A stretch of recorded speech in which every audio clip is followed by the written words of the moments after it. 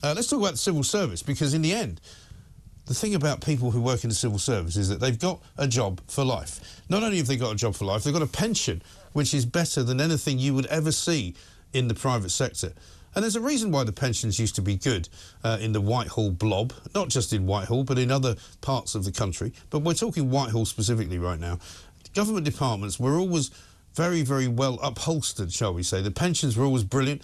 The benefits packages were always brilliant. Partly the reason for that was that the wages were not as good as you might get in a commensurate job in the private sector. But of course, that's all changed now, because we now learn this morning from the Taxpayers Alliance, who've done great work over the course of time on the public sector, that the number of civil servants earning more than £100,000 a year has nearly doubled, basically, over the last few years, because there's been a loophole which has been used to increase people's annual salaries. There are now something like an increase of 88% from 2016 to now of numbers of people who are earning above £150,000 a year.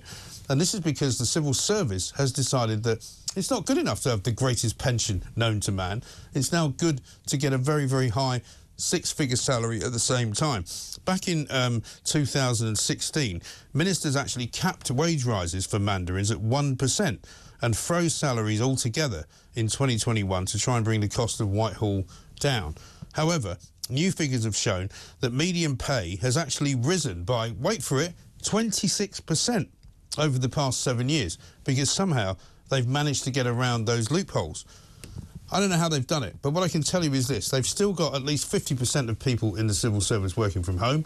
They've still got many, many people in all sorts of departments who don't turn up for work because they're off sick, long-term sick.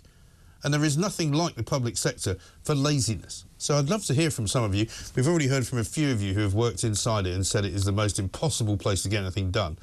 The civil service is too big, it's overpaid, and it's time for it to be sliced and diced. It's as simple as that. The only way we're going to get better government in this country is to get smaller government. You know it's true, I know it's true, even they know it's true, but they're protecting each other, and it's time for it to end.